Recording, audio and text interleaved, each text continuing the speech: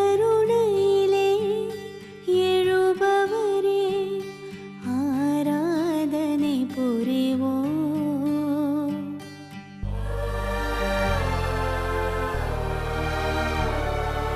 எம்மருகினிலே வருபவரே ஆராதனை புரிவோம்.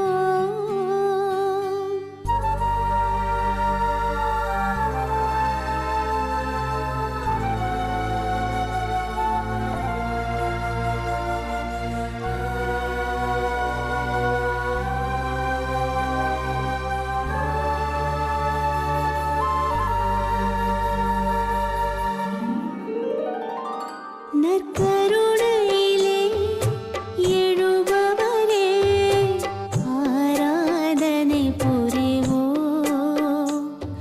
எம்மருகினிலே வருபவரே ஆராதனை புரிவோம். நற்கருணையிலே எழுபவரே ஆராதனை புரிவோம். எம்மருகினிலே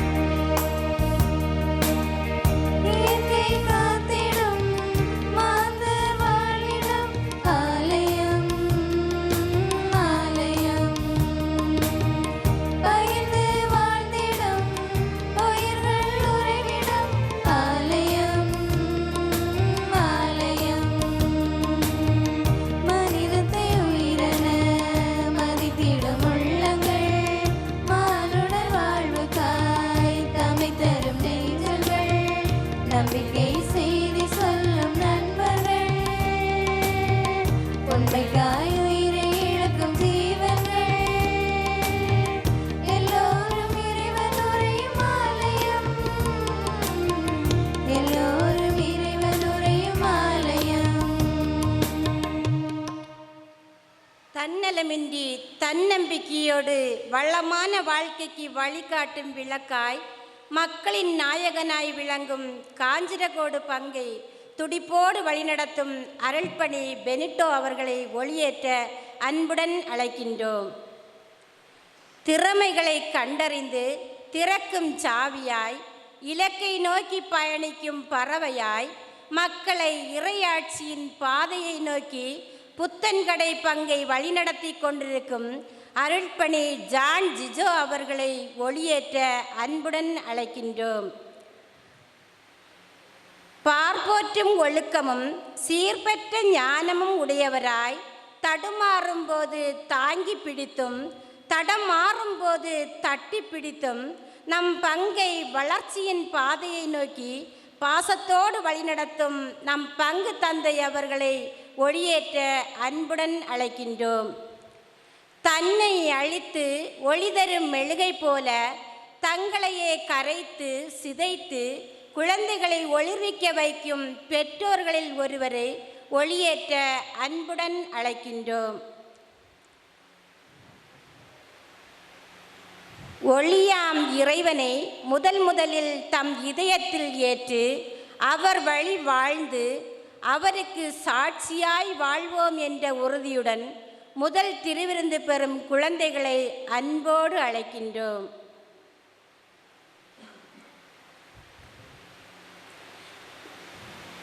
ஞான பிள்ளைகளுக்கு ஞான பெற்றோராய் நன்மை தீமைகளை சுட்டிக்காட்டி நல்ல ஆலோசனையும் அறிவுரையும் எடுத்து கூறி ஞான வழியில் நடத்தும் ஞான பெற்றோர்களில் ஒருவரை ஒளியேற்ற அன்புடன் அழைக்கின்றோம்.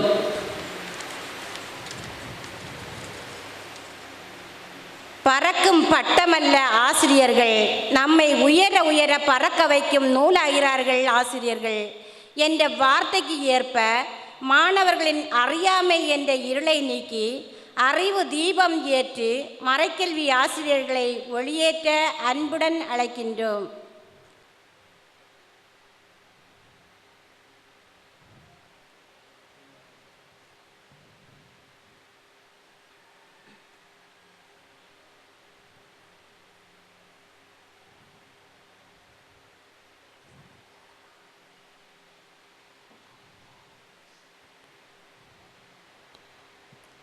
தந்தை மகன் தூயாவியாரின் பெயராலே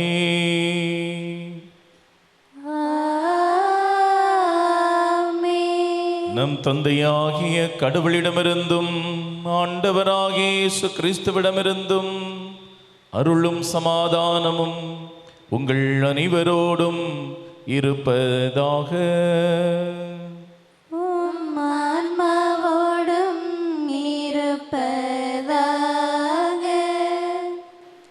மலர்ந்த காலை பொழுதினில் தொனிக்கும் ஆலயமணியின் ஓசைதனில் புன்னகை பூத்த முகத்துடன் இறையில்லம் நாடி இன்றைய முதல் திருவிருந்து திருப்பலியில் கலந்து கொள்ள வந்திருக்கும் இறைமக்களை முதல் திருவிருந்து பெறப்போகும் குழந்தைகள் சார்பாக அன்போடு அழைக்கின்றோம்.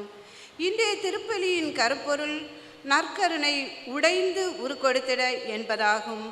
நற்கருணை இயேசு தன்னையே மனித குலத்திற்கு பகிர்ந்து கொடுத்த உன்னத உணவு, நம்மை நிலைவாழ்விற்கு அழைத்து செல்லும் கடவுச்சீட்டு. இந்த உணவை தான் இயேசு தன் இறுதி இராவணவின் போது அப்ப வடிவில் தன்னை உடைத்து சீடர்கள் அனைவருக்கும் பகிர்ந்தளித்து உரு கொடுத்தார். இயேசுவின் உடலை உட்கொள்ளும் நாமும் நம்மிடையே புதைந்து கிடக்கும் பாவ வாழ்க்கை, ஏற்றத்தாழ்வு, பாலின பேதங்கள், ஜாதி கொடுமைகள் போன்றவற்றை உடைத்து கடவுளின் பிள்ளைகளாக உருக்கொடுக்க இன்றைய திருப்பலி நம்மை அழைக்கிறது. வேற்றுமையை உடைப்போம், மனிதத்தை உருவாக்குவோம் என்ற சிந்தனையை மனதில் கொண்டவர்களாய் இன்றைய தினம் முதல் திருவிருந்து பெறப்போகும் குழந்தைகளுக்காய் இறைவனிடம் வேண்டுவோம், பலியில் இணைந்திடுவோம். இறையேசுவில் அன்பார்ந்த சகோதரிகளே, சகோதரர்களே, நம்முடைய அன்பு பிள்ளைகள் 5 பேர் ஆண்டவருடைய உடலையும் இரத்தத்தையும் உண்டு பருக இருக்கின்றார்கள். இறைவன் இவர்களை நிறைவாக ஆஸ்வதிக்க ஜெபிக்கின்றோம். இவர்களுடைய பெற்றோருக்காக, இவருடைய ஞான பெற்றோருக்காக, குடும்ப உறவுகளாக இணைந்து வந்திருக்கின்ற யாவருக்காகவும் இப்பலியை சிறப்பாக ஜெபிப்போம். இனி நாள் திருப்பலியை தலைமையேற்று ஜெபிக்க வந்திருக்கின்ற அருள் பணியாளர் பெனிட்ரோ அவர்களையும் மறைவுரை ஆற்றி நம்மை சிந்திக்க அழைக்க இருக்கின்ற அருள் பணியாளர் ஜான் ஜிஜோ அவர்களையும் மகிழ்வோடு பங்கு சமூகம் சார்பாக வாழ்த்தி வரவேற்போம். பலியில் இணைவோம். அன்பு சகோதர சகோதரிகளை, தூய மறை நிகழ்வுகளை கொண்டாட நாம் தகுதி பெறும் பொருட்டு தடையாக இருக்கும் நம் பாவங்களை ஏற்று மனவருந்தி இறைவனிடம் மன்னிப்பு வேண்டுவோம். எல்லாம் வல்ல இறைவனிடமும் சகோதர சகோதரிகளே, உங்களிடமும் நான் பாவியனை ஏற்றுக்கொள்கிறேன். ஏனெனில் சிந்தனையாலும் சொல்லாலும் செயலாலும் கடமைகள் தவறியதாலும் பாவங்கள் பல செய்தேன். என் பாவமே, என் பாவமே, என் பெரும் பாவமே. ஆகையால் எப்பொழுதும் கன்னியான புனித மரியாவையும் வானதூதர் புனிதர் அனைவரையும் சகோதர சகோதரிகளே உங்களையும் நம் இறைவனாகிய ஆண்டவரிடம் எனக்காக வேண்டிக்கொள்ள மன்றாடுகிறேன். எல்லாம் வல்ல இறைவன் நம்மீது இரக்கம் வைத்து நம் பாவங்களை எல்லாம் மன்னித்து நம்மை நிலை வாழ்வுக்கு அழைத்துச் செல்வாராக.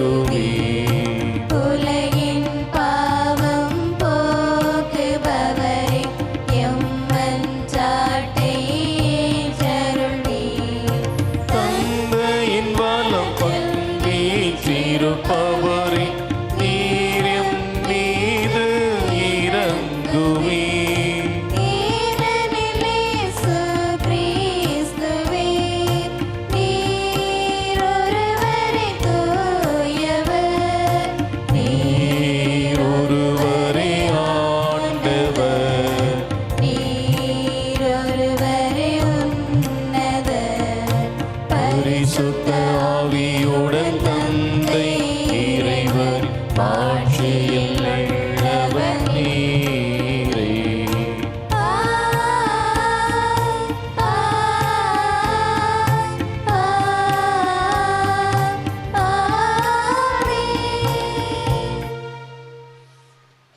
மன்றாடுவோமாக. இறைவா, மோரே திருமகனின் பாஸ்கா மறை நிகழ்வு வழியாக மனித இனத்தின் மீட்பினை நிறைவேற்றி நீரே. இவ்வாறு கிறிஸ்துவின் இறப்பையும் உயிர்ப்பையும் அருளடையாளங்கள் வழியாக நம்பிக்கையுடன் அறிக்கையிடும் நாங்கள் உமது மீட்பு தொடர்ந்து வளர்ச்சியுறுவதை கண்டுணரும் வரத்தை எங்களுக்கு அருள்வீராக.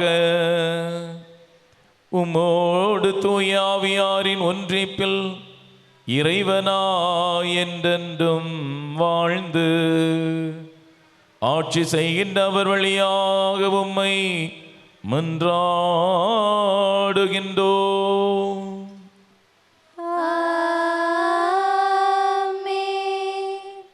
இன்றைய முதல் வாசகமானது விடுதலை பயண நூலிலிருந்து எடுக்கப்பட்டுள்ளது.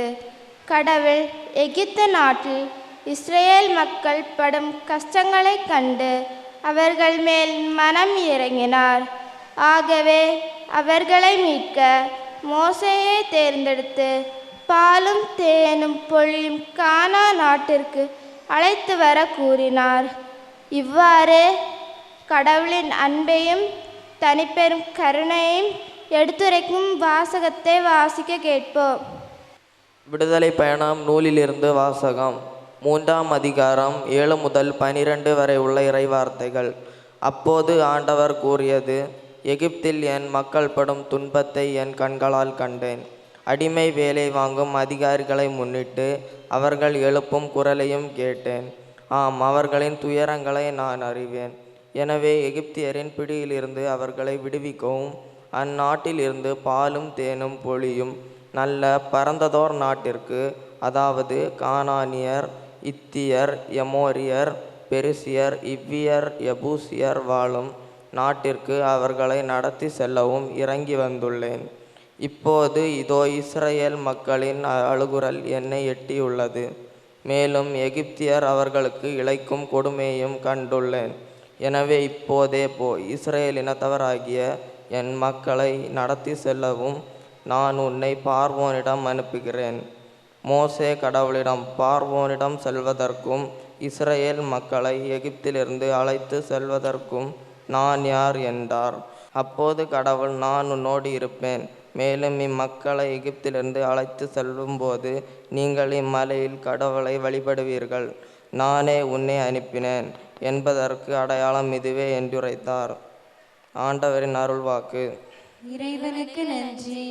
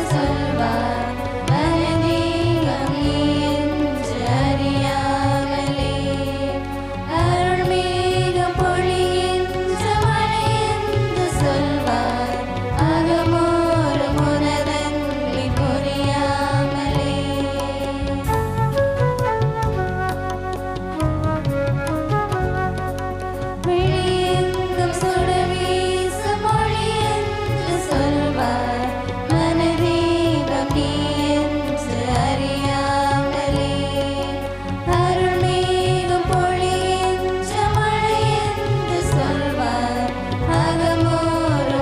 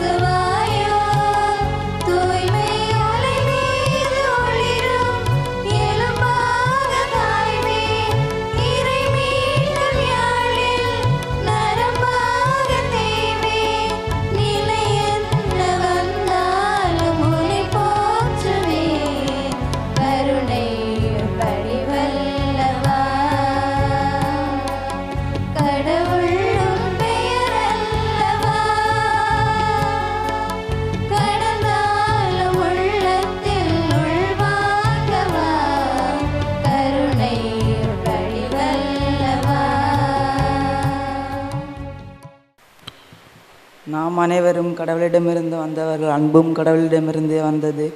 எனவே நாம் அனைவரும் நம்மிடையே உள்ள வேறுபாடுகளை உடைத்து கடவுள் நம்மிடம் அன்பு செலுத்துவது போல நாமும் மற்றவர்களை அன்பு செய்ய கடமைப்பட்டிருக்கிறோம். நாம் மற்றவர்களை அன்பு செய்வது மூலம் கடவுளை காணலாம் என்று கூறும் யோவான் திருமுகத்தை வாசிக்க கேட்போம். 1 யோவான் 4ஆம் அதிகாரம் 7 முதல் 12 வரை உள்ள இறைவார்த்தைகள்.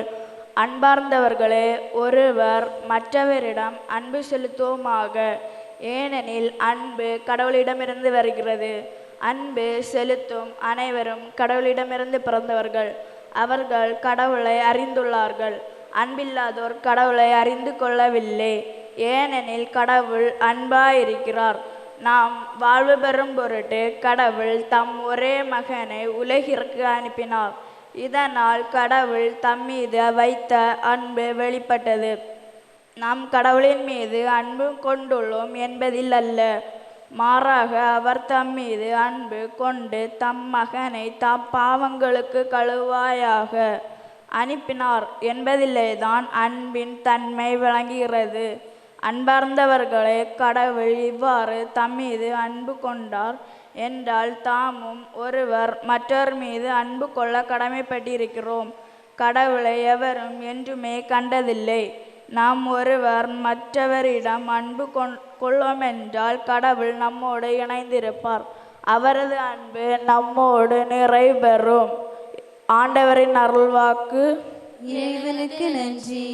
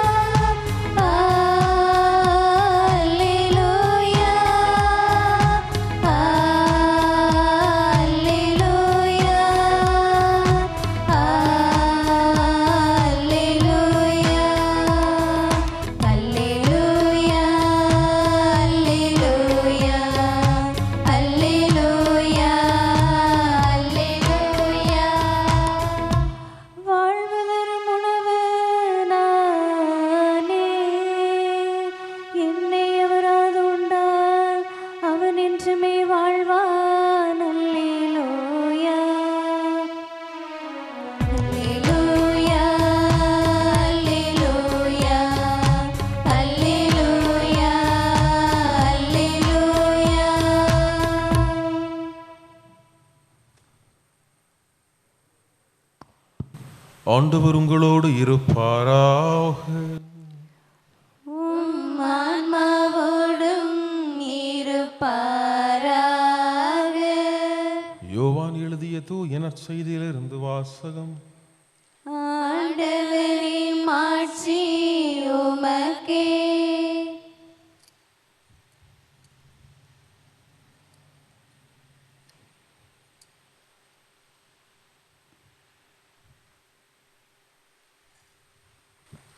யோவான் நற்செய்தி அலகு 13, இறைமொழி 1 தொடங்கி 5, 12 தொடங்கி 15 முடிய.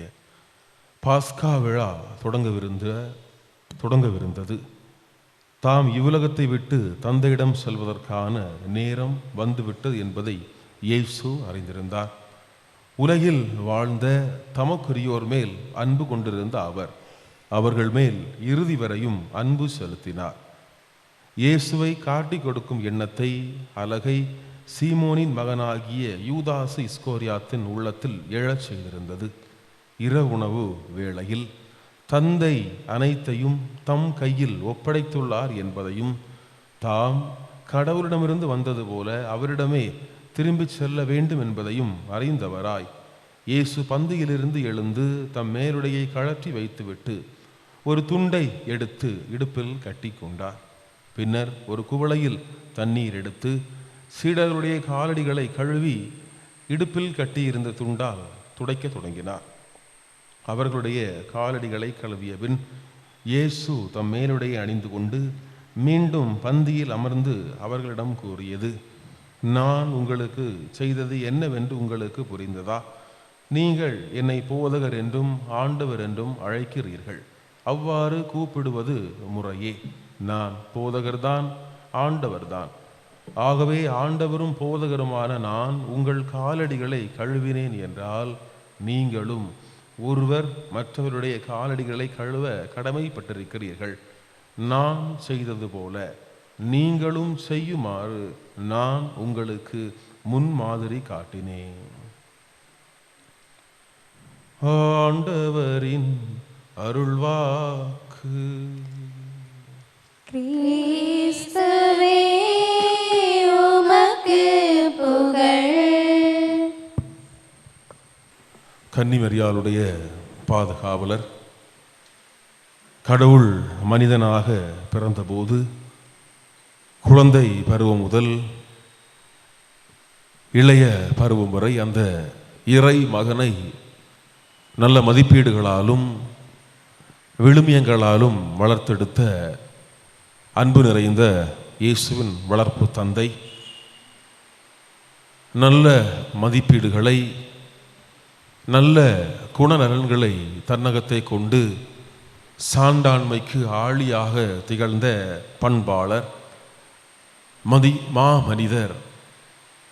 விவிலியத்தில் அவர் ஒரு நேர்மையாளர் என மிக மிக சுருக்கமாக சொல்லப்பட்டு எதுவும் பேசாமல் எல்லோரையுமே பேச வைத்த வானுயர புகழ் கொண்ட வளனாருடைய அருள் காவலிலே இளைப்பாறை கொண்டிருக்கக்கூடிய, அவருக்கு திருவிழா எடுத்து சிறப்பிக்கக்கூடிய சூசைபுரம் பங்கு சமூகத்திற்கு அருள் பணியாளர்கள் சார்பாக திருநாள் வாழ்த்துக்களை மகிழ்ச்சியோடு உரித்தாக்கி கொள்கிறேன்.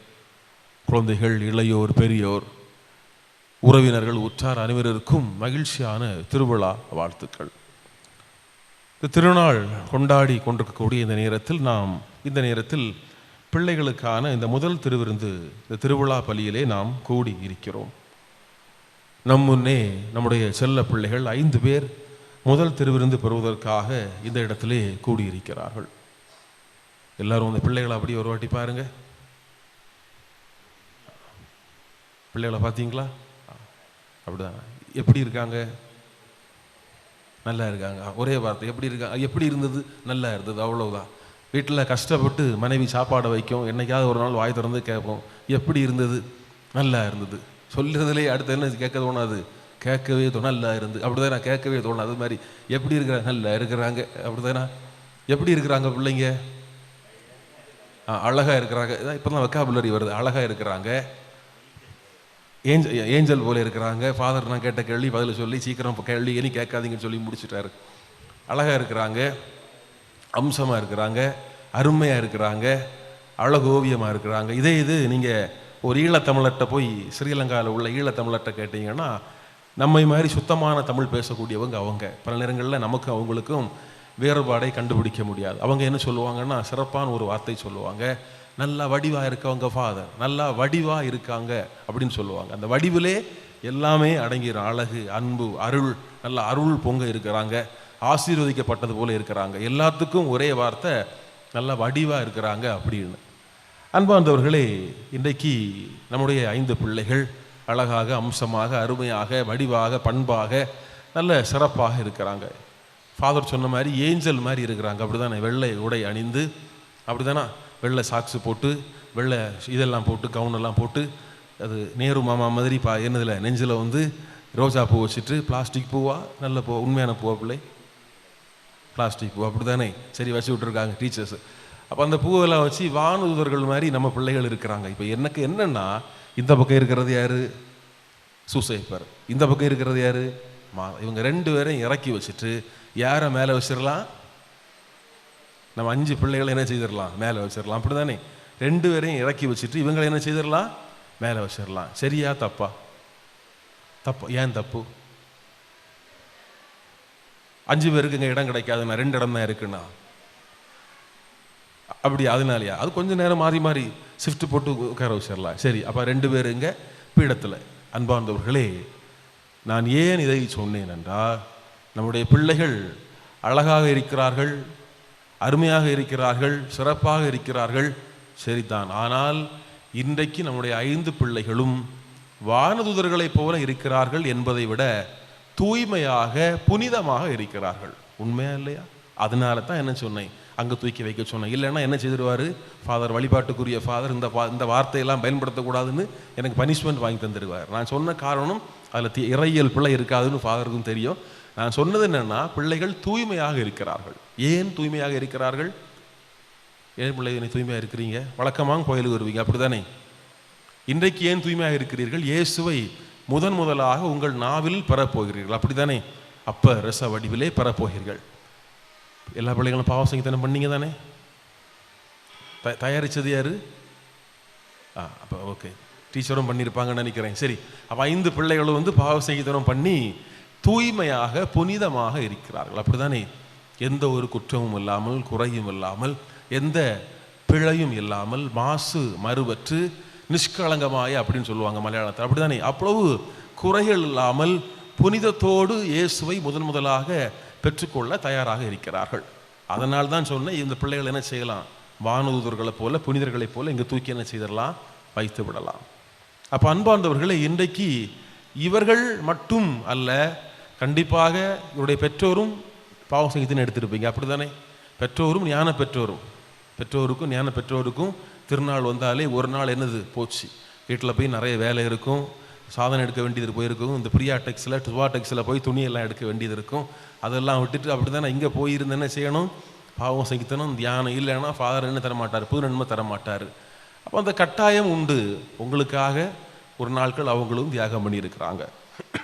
அன்பார்ந்தவர்களே, அப்போ இந்த முதல் திருவிருந்தை பெறுவதற்கு நம்முடைய பிள்ளைகள் ஆயத்தமாக தயாராக இருக்கக்கூடிய இந்த நேரத்தில் நாம் பல்வேறு தயாரிப்புகளை மேற்கொண்டிருப்போம்.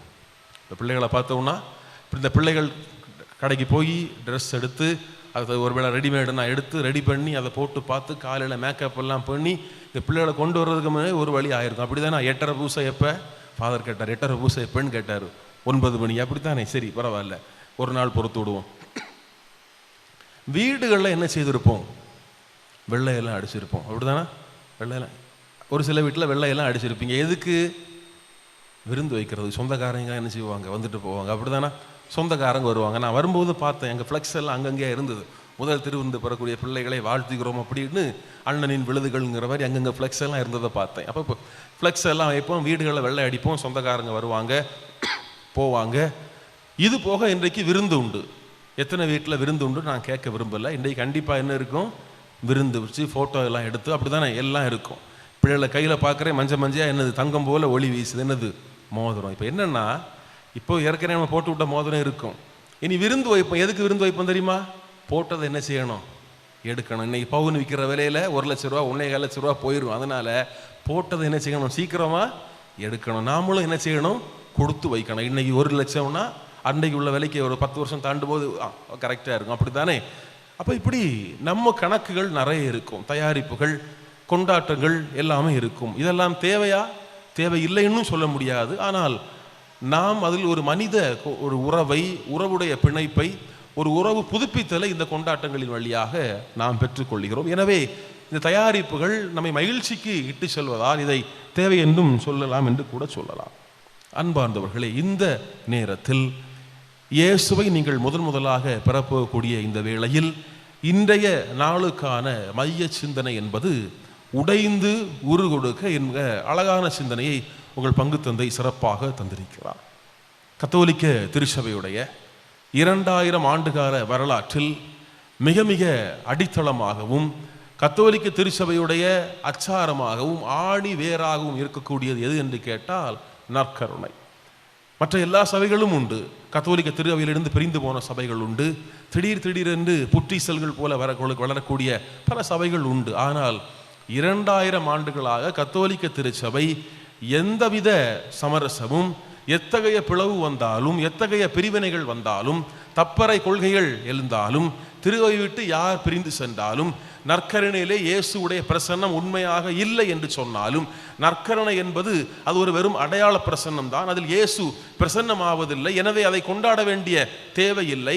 இயேசு அதை ஒரே முறை நிறைவேற்றி விட்டார். எனவே நாம் அதை நினைவுகூற வேண்டிய தேவையில்லை என்று எத்தனை வாதங்கள் எழுந்தாலும், இந்த 2000 ஆண்டுகளாக திருச்சபை ஒருபோதும் நற்கருணையில் இயேசு இருக்கிறார் என்பதையோ, நற்கருணையில் இருந்து கொண்டு இயேசு இந்த உலகத்தை இயக்குகிறார், உய்வித்து கொண்டிருக்கிறார், வாழ்வழித்து கொண்டிருக்கிறார் என்பதில் எள்முனை அளவு கூட கத்தோலிக்க திரு அவை சமரசம் செய்ததுமில்லை.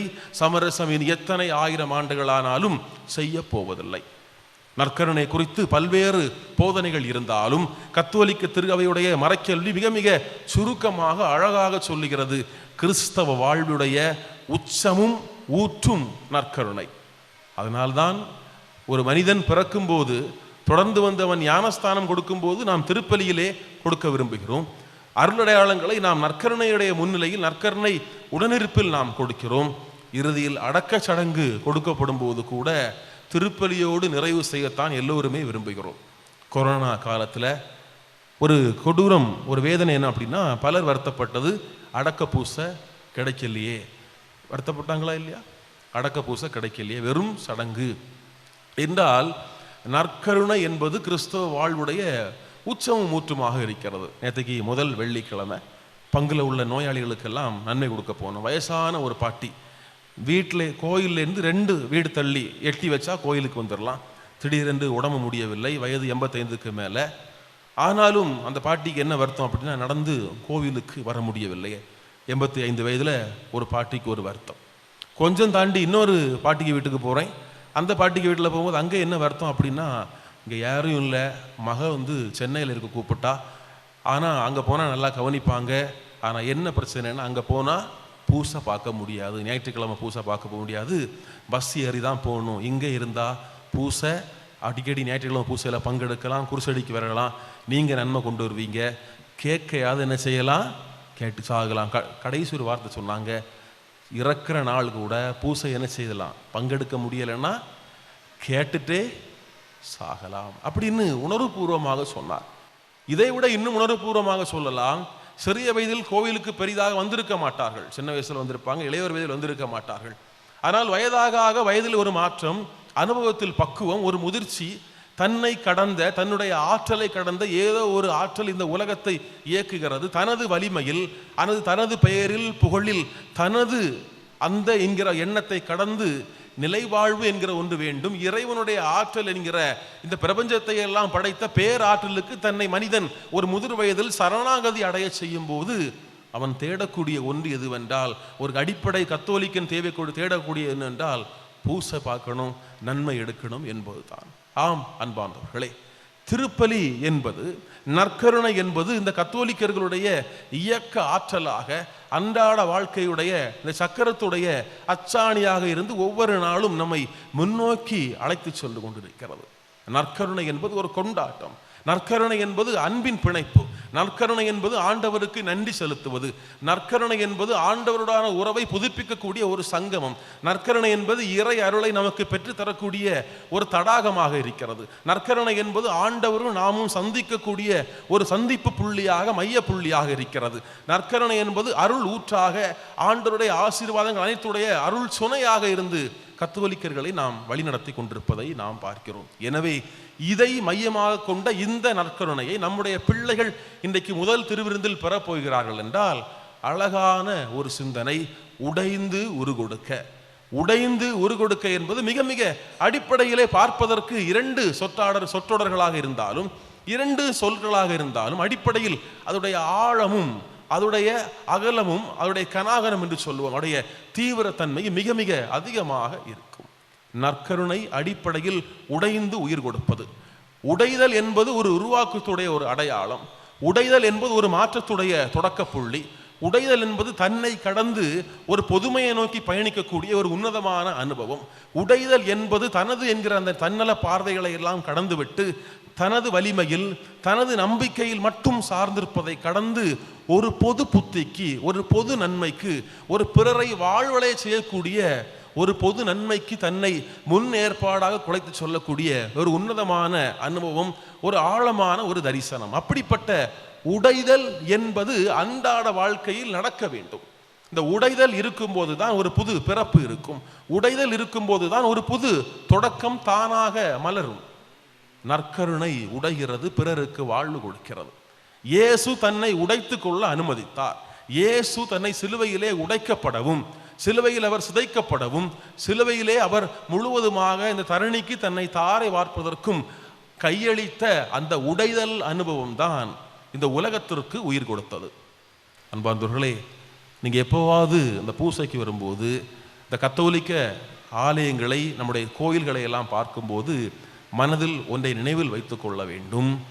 இன்றைக்கு நாங்கள் இங்கே ஃபாதராக பூசை உடுப்பு போட்டுட்டு பூசை வைத்து கொண்டிருக்கிறோம்னாலும், நீங்கள் இந்த அழகான திருக்கோவிலிலே, ரொம்ப அழகான ஒரு திருக்கோவில், பீடமாக இருக்கட்டும், இந்த சுவர்கள், இந்த சுருபக்கூடு எல்லாமே அவ்வளோ அம்சமாக, வடிவாக, அவ்வளோ சிறப்பாக இருக்கிறது, நேர்த்தியாக இருக்கிறது. உள்ளுக்குள்ளே வரும்போதே ஒரு ஆன்மீக உணர்வு, ஒரு அமைதியான ஒரு தரிசனம். அப்போ இந்த இடத்தில் நாம் இன்றைக்கு இருக்கிறோம் என்றால், மீண்டும் மீண்டும் சொல்லுவேன், நம்ம எல்லாம் கூட்டி சேர்த்ததும் 2000 ஆண்டுகளாக கத்தோலிக்க திரு அவை என்கிற மாபெரும் மக்கள் அமைப்பை, ஒரு புனிதமான நிறுவனத்தை, இறை ஆட்சி என்கிற சமூகத்தை தொடங்கியதும் அதற்கு அடிப்படையாக இருப்பது என்ன தெரியுமா? நற்கருணை. அதை சொல்லிட்டேன், அப்போவே சொல்லிட்டேன், அதை தாண்டி இப்போ போயிட்டேன். சரியா? நற்கருணை கரெக்ட். எது நற்கருணைக்கு இன்னொரு அர்த்தம் உண்டு. எது தெரியுமா? இயேசுடைய சாவு. இயேசுடைய, இதை நாம் சிந்திக்கவே மாட்டோம், அப்படிதானே? எனக்கு வயது கிட்டத்தட்ட ஒரு 33 வயதில் ஒரு இளைஞன் என்ன செய்யப்பட்டான்? படுகொலை செய்யப்பட்டான். சாதாரண கொலை அல்ல, படுகொலை செய்யப்பட்டான். 33 வயது கூட நிரம்பாத ஒரு இளைஞன் சமூகத்தில் புறந்தள்ளப்பட்டு, சமூகத்திலே தீட்டென்று கருதப்பட்டு, கொல்கத்தா என்கிற ஒரு நகரிலே மண்டை ஓடு என்கிற இடத்தில் யாரும் செல்ல முடியாத, யாருமே நினைக்காத ஒரு முறையில் கொடூரமாக கொலை செய்யப்பட்டார், அவமானப்படுத்தப்பட்டார், சிலுவையிலே சிதைக்கப்பட்டார். ஒரு ரோஜா பூவை போட்டு தரையில் போட்டு மிதிப்பது போல மிதிக்கப்பட்டு அவர் என்ன இழந்தார்? தனது உயிரை கொடுத்தார். என்றால் உடைதல் என்பதில், உடைந்து உருகொடுத்தல் என்பதுதான் இந்த திரு அவையுடைய மையம் சுற்றி சுழன்று கொண்டே இருக்கிறது. அப்போது என்றைக்குமே மறக்கக்கூடாது, இந்த கத்தோலிக்க திருச்சபை, இந்த ஆலயம், ஒருவேளை நம்ம கோயிலில் பெரிய பெரிய மண்டபங்கள்லாம் கட்டுவோம், கோயிலில் சொத்துக்கள் வாங்குவோம், கோயிலில் பேங்க் வச்சுருப்போம், பங்குனாலே இப்போது பிஸ்னஸ் சென்டர் மாதிரி ஆயிட்டு ஃபாதரும் இருக்க விட மாட்டோம். ஃபாதர் என்ன செய்யணும்? கலெக்ஷன் பண்ணி கொடுத்தா தான் நல்ல ஃபாதர், நிறைய கலெக்ஷன் பண்ணி தர ஃபாதர் நல்ல ஃபாதர், நீங்கள் வந்தால் 100 ரூபா கிடைக்கும் ஃபாதர். ஆனால் அடிப்படையில் ஒன்றை சிந்தித்து, இதெல்லாம் வேண்டாம் என்று சொல்லவில்லை, தேவை கண்டிப்பாக நிறைவேற்றப்பட வேண்டும். அடிப்படையில் ஒன்றை சொல்கிறேன், இன்றைக்கு நீங்களும் நானும் இந்த இடத்திலே வசதியாக இருக்கிறோம் என்றால், பங்கின் பெயரால் மண்டபங்கள், பெரிய பெரிய இடங்கள், நிறுவனங்கள், கல்வி நிறுவனங்கள், எந்த காலேஜாக இருக்கட்டும், சேவியர்ஸ் காலேஜாக இருக்கட்டும், எந்த மார்னிங் ஸ்டார் காலேஜாக இருக்கட்டும், மருத்துவக் கல்லூரிகளாக இருக்கட்டும், இதற்கெல்லாம் முதற் புள்ளியை போட்டது என்ன தெரியுமா? இயேசுடைய 33 வயது இளைஞனுடைய ஒரு சாவு. ஒருவேளை இயேசு இறக்காமல் இருந்தால் நமக்கு தெரியாது. ஆனால் இயேசுடைய இறப்பு தான் இந்த திருச்சபை என்கிற இந்த மக்கள் அமைப்பிற்கு முதல் வரியை எழுதியது, அடித்தளத்தை இட்டது. அப்போ இயேசு உடைத்தார், தன்னை உடைக்குவதற்கு அனுமதித்தால், அதனால் இந்த உலகம் வாழ்வு பெற்றது, இந்த உலகம் மாற்றம் பெற்றது. இன்றைக்கும் உலகத்தில் கல்வியை, மருத்துவத்தை அல்லது நல்ல நல்ல சிந்தனைகளை உலகத்திற்கு கொடுத்தது யாரு தான்? கிறிஸ்தவன் தான். மற்ற எல்லாரும் கொடுத்துருப்பார்கள், ஆனால் கிறிஸ்தவத்தை மாதிரி யாருமே கொடுக்கல.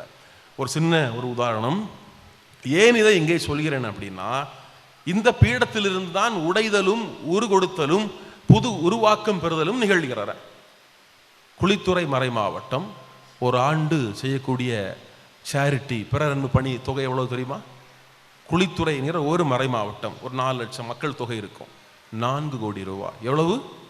பிள்ளைகளுக்கு படிக்க கொடுக்கறது, ஃபீஸ் கொடுக்கறது, ஃப்ரீ சீட் கொடுக்கறது, வீடு கட்டி கொடுக்கறது, நோயாளிகளுக்கு கொடுக்கறது, அம்மா அப்பா இல்லாத பிள்ளைகளை படிக்க வைக்கிறது, அவசரத்துக்கு வந்து உதவி செய்கிறது, மருத்துவ உதவி, வயதானவர்களுக்கு உதவி, இப்படிப்பட்ட இந்த உதவிகள் எல்லாம் ஒரு மறை மாவட்டம் எவ்வளவு செய்யுது? 4 கோடி. அதே மாதிரி அப்போ கோட்டாறு, தூத்துக்குடி இப்படி எல்லாம் செய்யும். அப்போ நீங்கள் தமிழ்நாட்டு அளவில் பார்க்கணும், இந்திய அளவில் பார்க்கணும், உலக அளவில் பார்க்கும்போது ஆயிரக்கணக்கான கோடி அளவில் ஒவ்வொரு ஆண்டும் கத்தோலிக்க திருச்சபை என்ன செய்கிறது? சமூகத்திற்கு கொடுக்கிறது, கல்வி கொடுக்கிறது, மருத்துவம் கொடுக்கிறது. திருத்தந்தை இறக்கும்போது எத்தனை பேர் அழுதாங்க பார்த்தீங்களா? வேற எந்த தலைவருக்குமே இப்படிப்பட்ட ஒரு அழுகை என்ன கிடைக்காது. ஒரு பொது மனிதர், இயற்கை நேசித்தவர், சமூகத்தை நேசித்தவர். ஏழைகளை எளியோரை நேசியுங்கள், போர்க்கைதிகளை நேசியுங்கள், இடமில்லாதவர்களை நேசியுங்கள், வறியோரை தேடி சென்று நேசியுங்கள் என்று திருச்சபை சொல்கிறதென்றால் அது உடைத்து உருவெடுக்கக்கூடிய ஒரு உன்னதமான ஒரு அனுபவம். அந்த உடைத்தலில் தான் நம்முடைய பிள்ளைகள் இன்றைக்கு நற்கருணையை பெற இருக்கிறார்கள். அப்போ உடைந்து உரு கொடுப்பது என்பது தன்னை இழப்பது, தனது தாண்மையை கடப்பது, பொது சமூகத்திற்காக, பொது நன்மைக்காக, பொது பணிக்காக, இந்த மானுட வாழ்க்கையுடைய முன்னேற்றத்திற்காக, பிறருடைய முகவரிக்காக தன்னை இழக்கக்கூடிய ஒரு உன்னதமான ஈக அனுபவம், ஈகை செயல்தான் இந்த உடைந்து உரு கொடுப்பது. நற்கருணை அடிப்படையில் உடைந்து உரு கொடுப்பது. பிள்ளை, நீங்கள் இன்னைக்கு அப்பம் வாங்க போறீங்க, அப்படிதான் அப்பத வடிவில் இயேசுவை வாங்க போறீங்க, அப்படித்தானே? அப்பம் எப்படி செய்வாங்க? கோதுமை எடுத்து பழைய இதில் பார்த்துருப்பீங்க, அப்படி தான் போட்டு உருட்டுவாங்க. அந்த இதில் உருட்டி, இயேசு படம் பார்த்தா தெரியும், இதில் உருட்டி அதை மாவு வரும். அதை என்ன செய்வாங்க? மாவை அப்படியே எடுத்து அப்படியே சுட்டா என்ன ஆகி போயிடும்? தோசை ஆகி போயிடும். அப்படி தானே? இதே மாதிரி அப்பமா சாப்பிட்டா இருக்குது, அது அப்படி தானே? மாவை விரவி அப்படியே சுட்டா என்ன ஆயிரும்? ரொட்டி. கொஞ்ச நேரம் வச்சோம்னா கொஞ்சம் சாப்பிட்டா இருந்தால் என்னது? தோசை. அப்படி தானே? இப்போ எல்லாருமே இப்போ கடையில் வாங்கக்கூடிய சப்பாத்தி எல்லாம் பார்த்தோம்னா பேப்பர் மாதிரி அப்படியே இருக்கும், விஷம். அப்படி தானே? பேப்பர் மாதிரி அப்படியே ரொம்ப இதாக இருக்கும். எதுக்கு இதை சொல்கிறேன் அப்படின்னா, எந்த அளவிற்கு கோதுமை அரைக்கப்படுதோ, எந்த அளவிற்கு மாவு அரைக்கப்படுதோ அந்த அளவிற்கு என்ன இருக்கும்? அதோடைய தரம் இருக்கும், ருசி இருக்கும். அப்படித்தானே? அப்பமாக காகிதத்தை போல மிக மிக மெல்லிய வடிவில் இந்த அப்பம் உருவாக்கப்பட வேண்டும் என்றால் கோதுமையை போட்டு நல்லா என்ன செய்யணும்? அரைக்கணும். அரைப்பதற்கு கோதுமை என்ன செய்யணும்? தன்னை அனுமதிக்க வேண்டும். ரெண்டாவதாக அரைத்தால் போதாது, மாவை நல்லா என்ன செய்வாங்க? இப்போ செய்வாங்க. பிள்ளைகள் சப்பாத்தி கல் போல செய்தால் என்ன செய்ய மாட்டாங்க? சாப்பிட மாட்டாங்க. அதனால அன்னபூர்ணா மாவு வாங்கி தான் என்ன செய்யணும்? சாப்பிட்டா செஞ்சு கொடுத்தா தான் சாப்பிடுவாங்க. அப்படி தானே? அப்படின்னா அங்கே உடைத்தல் என்பது நிழல வேண்டும். நல்லா போட்டு என்ன செய்யணும்? மாவை போட்டு பிசைஞ்சாதான் நல்ல டேஸ்டாக இருக்கும். அப்படி தானே? இது உடைத்தலுடைய ஒரு அனுபவம். ரெண்டாவதாக பார்க்கிறோம், அப்பமும் ரசமும் வடிவில் இன்னைக்கு வாங்குவீங்க. அப்படி தானே? காணிக்கை கொடுப்பதற்கு ரசம் எல்லாம் வைத்திருக்கிறீர்கள். இந்த ரசம் இப்படியே வந்ததா? என்ன செய்வாங்க? திராட்சை பழத்தை, நல்ல திராட்சை பழங்களை பறித்து அதையெல்லாம் அந்த விதைகளை, அந்த வேஸ்ட்டுகளை எல்லாம் நீக்கி விட்டு அதை போட்டு என்ன செய்வார்கள்? பேரல்ல, பீப்பாயில் போட்டு என்ன செய்வார்கள்? பிழிவார்கள். இன்னைக்கு மெஷின் வந்துட்டு. அப்படி தானே? எவ்வளவு பிழிய முடியுமோ அவ்வளவு பிழிவார்கள். இல்லைன்னா டப்பாவில் போட்டு என்ன செய்வாங்க? யாரை நின்று கழுவாத காலோட மிதிப்பாங்க. அப்படி தானே? காலெல்லாம் கழுவி என்ன செய்வாங்க? நல்லா மிதித்து எவ்வளவு சாறு எடுக்க முடியுமோ அவ்வளவு சாறு என்ன செய்வாங்க? எக்ஸ்ட்ராக்ட் எடுப்பாங்க. எதுக்கு? அப்போதான் நல்ல ரசம் கிடைக்கும். அப்போ அப்பமாக இருந்தாலும் சரி, ரசமாக இருந்தாலும் சரி, எது தன்னை உடைப்பதற்கு, உடைக்கப்படுவதற்கு அனுமதிக்கிறதோ, எது தன்னை கையளிக்கிறதோ, எது மாற்றம் பெறுவதற்கு தயாராக தன்னை கொடுக்கிறதோ அது புது உருவம் பெறுகிறது. கோதுமை அப்பமாக மாறுகிறது, வீட்டில் சப்பாத்தியா மாறும், பூரியா மாறும், அது வேற. இங்க பூசையில் என்ன ஆகும்? கோதுமை அப்பமாக மாறி இயேசுவுடைய உடலாக மாறுகிறது. ரசம் இயேசுவுடைய, திராட்சை ரசமாக மாறி இயேசுவுடைய திரு ரத்தமாக மாறுகிறது. நீங்க பெறப்போவது இயேசுவுடைய திரு உடலும் திரு ரத்தம். அப்படிதானே? நம்புறீங்க தானே? நம்பினாதான் என்ன கொடுப்பாரு? நற்கருணை உண்டு. அப்படிதானே மக்களே? அப்ப கிளாஸுகள்லாம் போயாச்சு, தயாரிச்சாச்சு, எல்லாம் வந்தாச்சு. நற்கருணை என்றால் என்ன? ஒரு கேள்வியை கேட்டா பிள்ளைகள் பதில் சொல்லுவீங்களா? அப்பரச குணங்களுக்குள். சரி, பிள்ளைகள் பார்க்குற பாவத்தை பார்த்தா என் ஃபாதர் வந்தோமா, பிரசங்க வச்சோமா, போனோமான்றங்க. நாங்களே பயந்து போய் நற்கருணை கிடைக்குமா கிடைக்காதா, இல்லை அடுத்த வருஷம் காத்திருக்கணுமான் இருக்கிறோம். அதனால பிள்ளைகள் என்ன படிக்கணும். ஒருவேளை படிக்கலைன்னா பிறகு என்ன செய்யணும்? படிக்கணும். என்ன கேள்வி கேட்டு உங்களை கஷ்டப்படுத்த மாட்டேன். சரியா மக்களே? பாவம் நல்லா டயர்டாக இருப்பீங்க. இனி உங்களை ஃபோட்டோவெல்லாம் விட்டு இந்த லைட் எல்லாம் வச்சு உங்களை கஷ்டப்படுத்துவாங்க. சரி, அப்போ நற்கருணை என்பது உடைந்து உரு கொடுக்க வேண்டும். கடைசியாக மக்களே, உங்கள்கிட்ட ஒன்று, அப்பம் ரசம் எப்படி தன்னை உடைக்கிறதோ நீங்களும் என்ன செய்வதற்கு தயாராக இருக்க வேண்டும்? உடைக்கப்படுவதற்கு தயாராக இருக்க வேண்டும். அப்படிதானே? இன்றைக்கு பிள்ளைகள் உடைக்கப்படுவதற்கு தயாராக இல்லை. பிள்ளைகள் கேட்டால் உடனே என்ன வாங்கி கொடுக்கணும்? ஃபோன். இதில் எத்தனை பிள்ளைகள் ஸ்மார்ட் ஃபோன் இருக்கு? இருக்கா? எல்லாருக்கும் இருக்கு. ஃபாதர் சொல்றாரு, இல்லை எத்தனை பிள்ளைகள் ஸ்மார்ட் ஃபோன் இருக்கு? இல்லை. சரி, பிள்ளைகள்லாம் ஒரு 5ஆம் கிளாஸ் 6ஆம் கிளாஸ் படிப்பாங்க. இப்போமே டீல் பேசுவாங்க. 10ஆம் கிளாஸில் பாஸ் பண்ணால் என்னது? பைக். முன்னாடி தான் சைக்கிள், எங்கள் காலத்தில் என்னது சைக்கிள், இப்போ எல்லாம் என்னது பைக், அப்படி தானே. அடுத்து ஸ்மார்ட் வாட்ச், ஓகே பரவாயில்ல. அப்போது பிள்ளைகளுக்கு எல்லா வசதிகளையும் இந்த காலத்தில் நாம் என்ன செய்து விடுகிறோம், கொடுத்து விடுகிறோம், கேட்டு கொடுக்கிறோம். ஒரு சில பிள்ளைகள் என்ன செய்வாங்க, பைக் வாங்கி தரையிலன்னா அவ்வளவுதான், வீட்டை 1 2 ஆக்கிடுவாங்க, சாப்பிட மாட்டாங்க, கதவு பூட்டிட்டு இருப்பாங்க, பிள்ளைகளுக்கு பெற்றோரை பயங்காட்டுவாங்க. சரி அன்பார்ந்தவர்களே, பிள்ளைகளுக்கு ஒன்றே உண்டு. உங்கள் 5 பேரும் எங்கே பாருங்க, நீங்கள் இன்றைக்கு அழகாக இருக்கிறீங்க, அப்படி தானே மக்களே? இன்றைக்கு போல் என்றைக்குமே இருக்க வேண்டும், அப்படி தானே? ஆமாம், அதான் நாங்களும் விரும்புகிறோம். சரியா? ஆமாம், சரியா? அப்போது என்னென்னா, இன்றைக்கு நீங்கள் நல்ல வெள்ளை ட்ரெஸ் போட்டிருக்கிறீங்கல்ல, ஷூலாம் போட்டிருப்பீங்க. இப்போ உங்கள் ட்ரெஸ்ஸையும் உங்கள் வீட்டில் உங்கள் அம்மா அப்பா போடுற ட்ரெஸ்ஸையும் யோசித்து பாருங்கள், எது நல்லா இருக்கும்? நீங்கள் இன்றைக்கு போடக்கூடிய ஷூவையும் உங்கள் அம்மா அப்பா போடக்கூடிய செருப்பையும் என்ன செய்யணும், யோசித்து பார்க்கணும். நாம எல்லாம் கொஞ்சம் தேஞ்சாலும் என்ன செய்ய மாட்டோம், போட மாட்டோம். ஆனால் நம்ம அம்மா அப்பா என்ன செய்வாங்க, 1 வருஷம் ஆனாலும் 6 மாதம் ஆனாலும் அதைத்தான் என்ன செய்வாங்க, போடுவாங்க. ஏனென்றால் நாம் வாழ்வதற்கு, நான் என்னையும் சேர்த்தான் சொல்கிறேன், சரியா? நானும் வேற ஆள் இல்லை, நான் உங்கள் இதிலிருந்து நாங்களும் வந்தவர்கள் தான். அப்போ நாம் நன்றாக இருப்பதற்கு, பிள்ளைகள் நன்றாக இருப்பதற்கு பெற்றோர்கள் தங்களை உடைத்து தங்கள் தியாகங்களை மேற்கொண்டு தான் நம்ம என்ன செய்கிறார்கள், வாழ வைக்கிறார்கள். நீங்கள் நானும் எந்த இடத்துலையும் அவமானப்படக்கூடாது, கூனி குறுகி இருக்கக்கூடாது. நாங்களெல்லாம் புதுநன் வாங்கும்போது பேண்ட்ஸு கிடையாது, எது தான் நம்ம லாங்குவேஜில் சொன்னால் ரெக்கார்டு பண்ணாதீங்க, நிற்கார், சரியா? எங்கேயும் போட்டுவிட்டு நம்மளை பொம்பளையில் திட்டுறாதீங்க. அந்த காலத்தில் எது தான் போட்டோம், அதுதான் போட்டோம். அன்னைக்குள்ள சூழலாம் அப்படி தான், வசதியாக அப்படி தான் எல்லா இடத்துலையும். அப்போ எதுக்கு சொல்ல வந்தோம் அப்படின்னா, பிள்ளைகள் அவமானப்படுத்தப்படக்கூடாது, பிள்ளைகள் யார் முன்னிலையும் தலை குனியக்கூடாது, பிள்ளைகள் மரியாதையாக இருக்கணும் அப்படின்னு நம்முடைய பெற்றோர்கள் என்ன செய்வாங்க, பல இடங்களில் அவங்க வேலை செய்யக்கூடிய இடங்களில் அவமானப்படுவார்கள், சுயமரியாதையை இழப்பார்கள். அப்படித்தானே கூனி குறுகி என்ன செய்வாங்க, நிற்பாங்களா, நிற்க மாட்டாங்களா?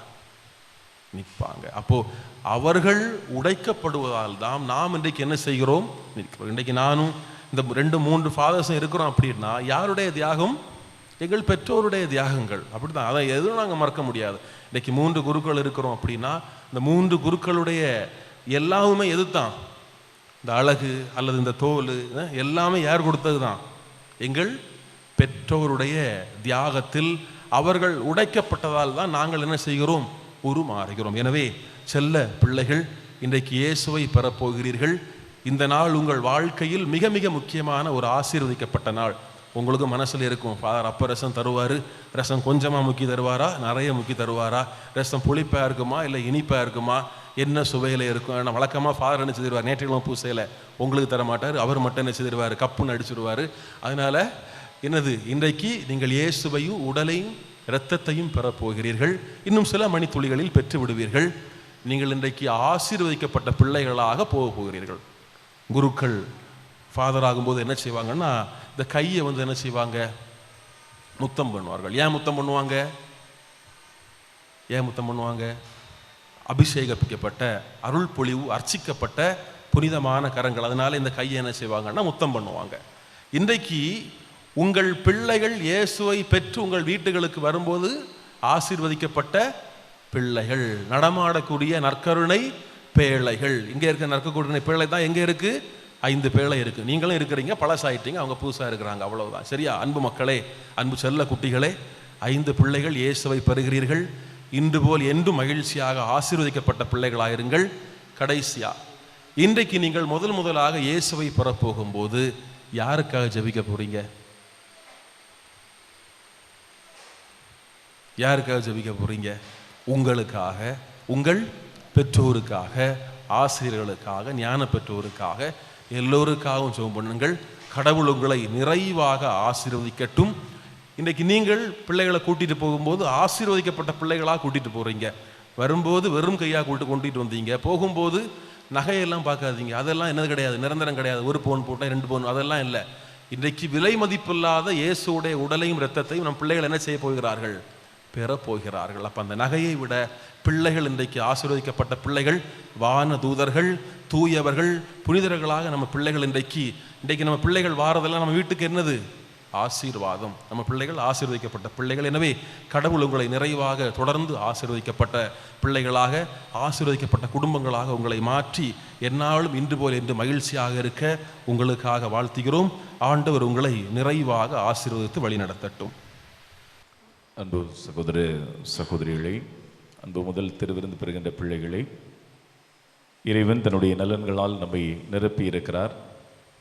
நாம் கேட்பதற்கு மேலாகவே நம்முடைய வாழ்விற்கான நலன்களை பொழிகின்றார்.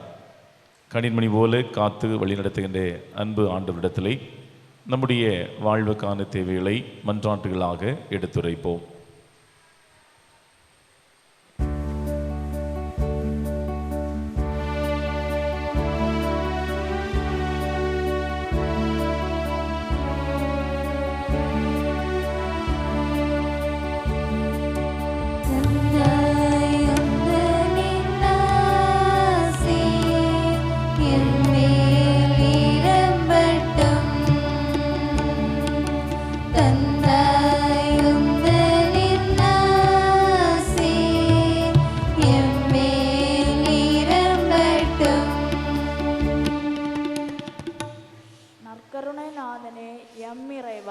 அனுதினமும் உமக்கு நன்றி பலி செலுத்தும் திருஅவை பணியாளர்களான ஆயர்கள், குருக்கள், கன்னியர்கள் ஆகியோரை ஆசீர்வதியும்.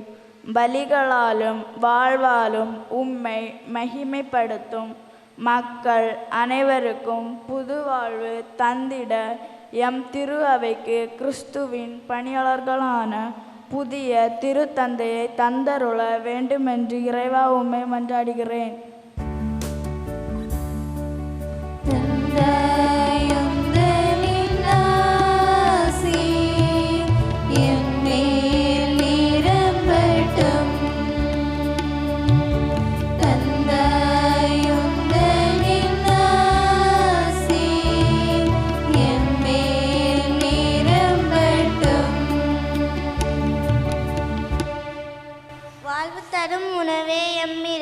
உமது திருவுடலையும் திரு இரத்தத்தையும் உண்ண போகும் நாங்கள் கிறிஸ்துவின் தூய ஆவியால் நிரப்ப பெற்று கிறிஸ்துவின் ஒரே உடலும் ஒரே மனமும் உள்ளவர்களாக மாறவும் அவருடைய அன்பில் நிலைத்திருக்கவும் வேண்டுமென்று இறைவா உம்மை மன்றாடுகிறேன்.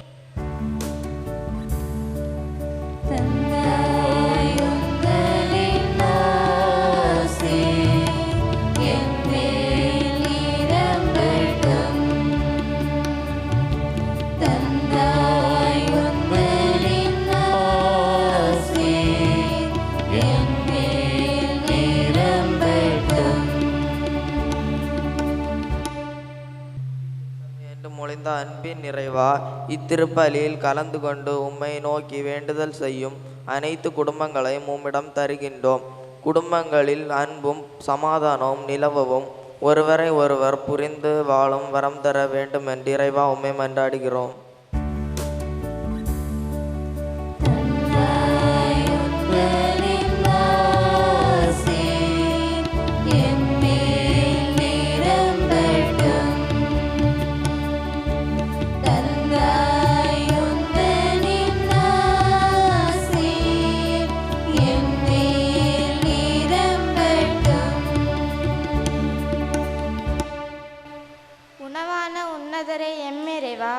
உம்மை பெற்றுக்கொள்ள பாக்கியம் பெற்ற நாங்கள் எங்களிடையே உள்ள உயர்ந்தவன், தாழ்ந்தவன், ஏழை, பணக்காரன் ஆகிய வேற்றுமைகளை உடைத்து அனைவரையும் அன்பு செய்து மற்றவர்களுக்கு முன்மாதிரியாக வாழ வரமருள இறைவா உம்மை மன்றாடுகிறோம்.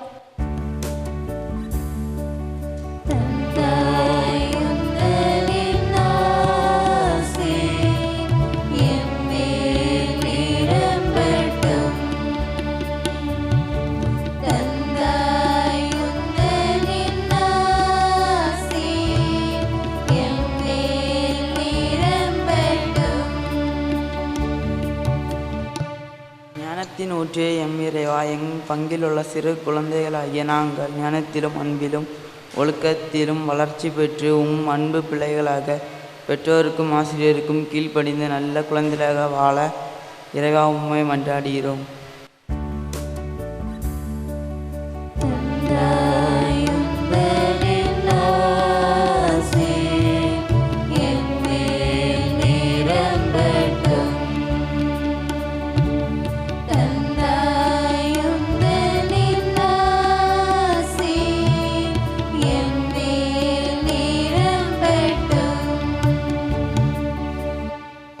நம்முடைய தனிப்பட்ட தேவைகளுக்காக சிறிது நேரம் மௌனமாக கண்களை மூடி கரங்களை கூப்பி மன்றாடுவோமாக. காக்கும் பரம்பொருளே, எங்கள் ஆண்டவரை, இந்த அருமையான நாளுக்காக நன்றி செலுத்துகிறோம். எங்களுடைய அன்பு பிள்ளைகள் 5 பேர் முதன்முறையாக ஆண்டவருடைய திருவுடல் திருரத்த விருந்தலை இன்று பங்கெடுக்க இருக்கிறார்கள். திருமுழுக்கு அருள் சாதனத்தின் வழியாக அவர்களை அபிஷேகம் செய்து உம்முடைய அன்பு பிள்ளைகளாக திருச்சபையின் உறுப்பினர்களாக அவர்களை உருமாற்றி இருந்தீர். இன்று இந்த அன்பு பிள்ளைகளுக்கு உடைய அன்பு திருமகனின் திருவுடலையும் திரு ரத்தத்தையும் விருந்தாக தந்து அவருடைய ஆன்ம வாழ்விற்கான அருமருந்தை இன்று வழங்க இருக்கின்றீர். இன்று இவர்கள் பெறுகின்ற இந்த அருமருந்து இவருடைய வாழ்வுக்கு எந்நாளும் துணை புரிய வேண்டுமாய் ஜெபிக்கிறோம். வாழ்வது நான் அல்ல, கிறிஸ்துவை என்னில் வாழ்கிறார் என்று பவுலடியார் உரைப்பதைப் போல இந்த கிறிஸ்துவை ஏற்றுக்கொள்ளுகின்ற அன்பு பிள்ளைகள் கிறிஸ்துவாகவே மாறிட, கிறிஸ்துவின் மனநிலையை தாங்கிட, கிறிஸ்துவின் உயிர் துடிப்புள்ள சாட்சிகளாக திகழ்ந்திட இப்படி வல்லமையை பொழிய வேண்டுமாய் நாங்கள் ஜெபிக்கிறோம். பல நாட்கள் தயாரித்து இந்த நாளிலே இவர்கள் ஆண்டுடைய திருவுடலை திரு ரத்தத்தை பெற இருக்கின்றார்கள். ஆண்டவர் தொடர்ந்து இவருடைய வாழ்விலை இவர்களோடு உடனிருந்து இவர்களை ஆட்கொண்டு இவர்களை வழிநடத்தி இவர்கள் திருச்சபையினுடைய மிக பெருமைக்குரிய சொத்துக்களாக செயல்பட ஆண்டவர் துணை புரிவீராக. பெற்றோரை, ஞான பெற்றோரை ஆசீர்வதியும். பிள்ளைகளுக்கு நல்ல முன்மாதிரிகளாக எந்நாளும் இவர்கள் திகழ்ந்து பிள்ளைகளை ஆன்மீக காரியங்களிலே இன்னும் உற்சாகப்படுத்தி வளர்த்தெடுக்க உடைய தெய்வீக அருளினால் அவர்களையும் நிரப்புவீராக. இந்த பங்கு சமூகத்தையும் ஆசீர்வதியும். பிள்ளைகளுடைய ஆன்மீக நலனிலை இவர்களுக்கும் அக்கறை உண்டு, பொறுப்பு உண்டு என்பதை உணர்ந்தவர்களாக இவர்களை தட்டி கொடுத்து ஆண்டவருக்காக இவர்கள் வாழ்வதிலை மகிழ்ச்சி கொள்ள இவர்களையும் உற்சாகப்படுத்த பங்கு சமூக இறைமக்கள் ஒவ்வொருவரையுமே ஆசீர்வதிக்கும்படியாக ஜெபிக்கிறோம். அன்பு ஆண்டவரே, இந்த மகிழ்ச்சியான நாளிலே பிறகின்ற இந்த அருள் வரங்கள் இவருடைய வாழ்வினை மேன்மையறச் செய்யட்டும். இந்த நாள் மகிழ்ச்சியின் நாளாக, மனநிறைவு நாளாக அமைப்பெறட்டும். எங்கள் ஆண்டவராகிய கிறிஸ்து வழியாக உம்மை மன்றாடுகின்றோம். ஆமென்.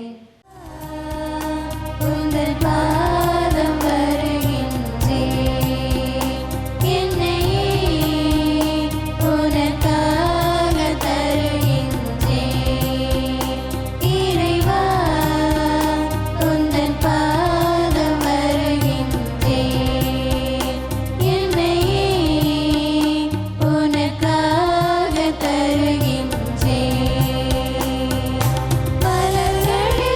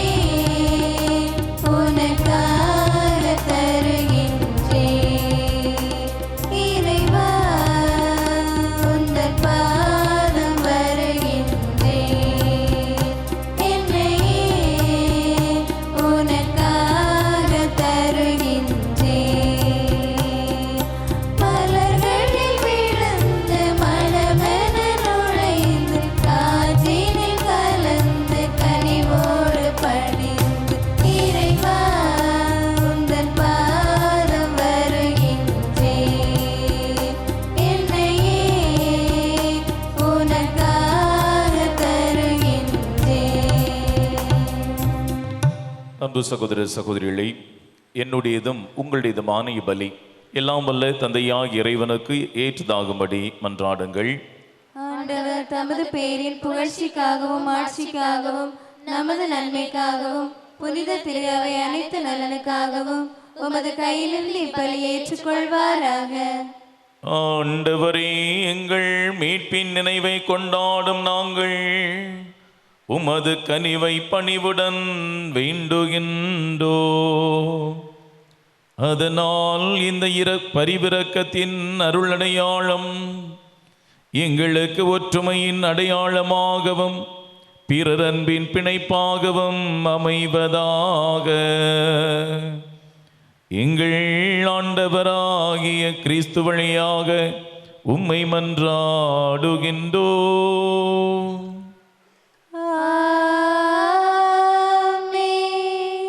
ஆண்டவர் உங்களோடு இருப்பாராக.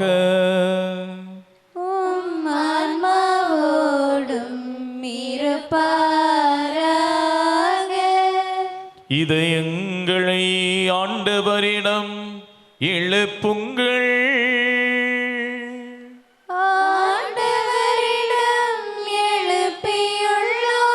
நம் இறைவனாகிய ஆண்டவருக்கு நன்றி கூறுவோம்.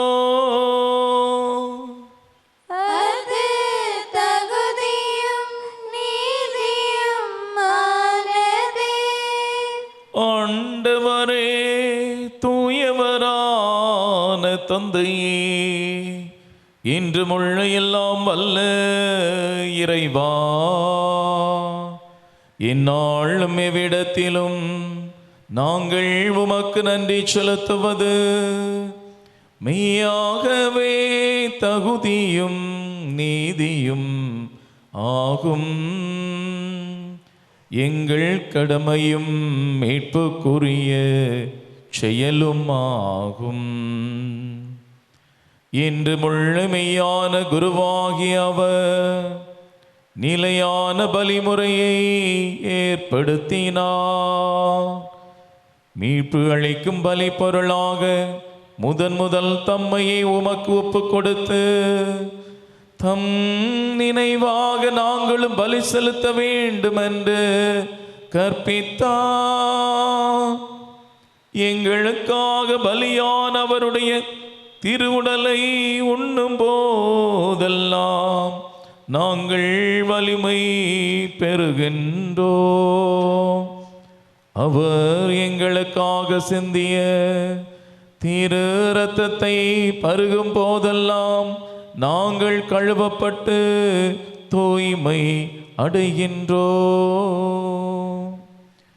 ஆகவே வானதூதர் முதன்மை வானதூதரோடும் அரியணையில் அமர்வோர் தலைமை தாங்குவோரோடும் வான்படைகளின் அணிகள் அனைத்தோடும் சேர்ந்து நாங்கள் உமது மாட்சியை புகழ்ந்து முடிவின்றி பாடுவதாவது: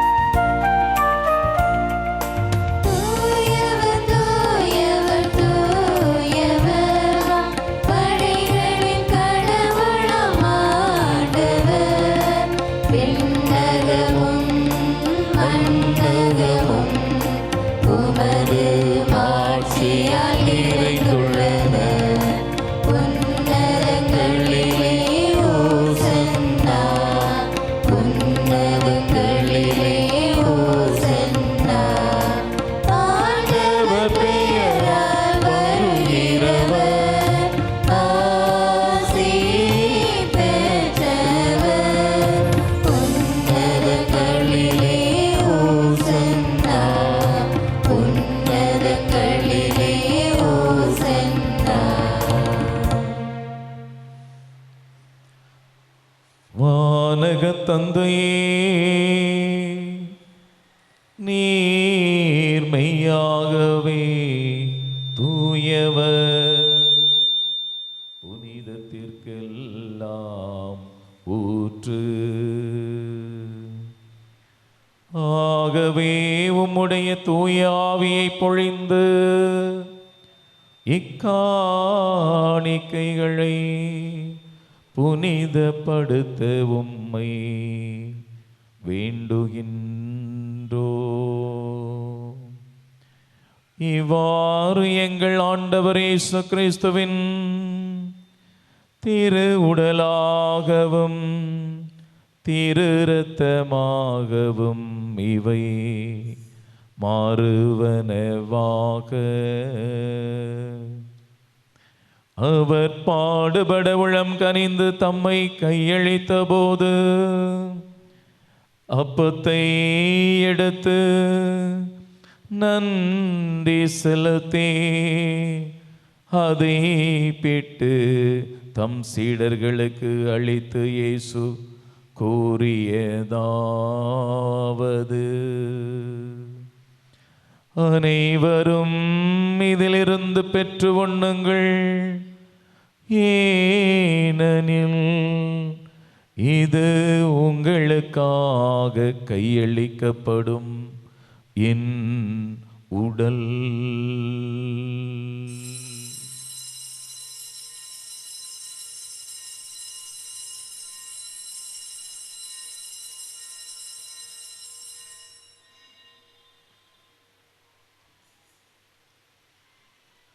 அவ்வண்ணமே இரவு விருந்தை அருந்திய பின் கிண்ணத்தையும் எடுத்து மீண்டும் உமக்கு நன்றி கூறி தம் சீடர்களுக்கு அளித்து இயேசு கூறியதாவது: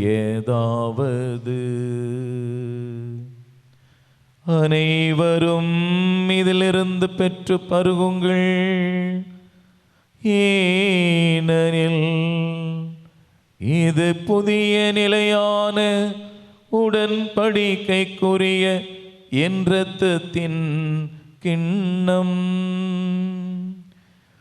இது பாவ மன்னிப்புக்கென்று உங்களுக்காகவும் எல்லோருக்காகவும் சிந்தப்படும். இதை என் நினைவாக செய்யுங்கள்.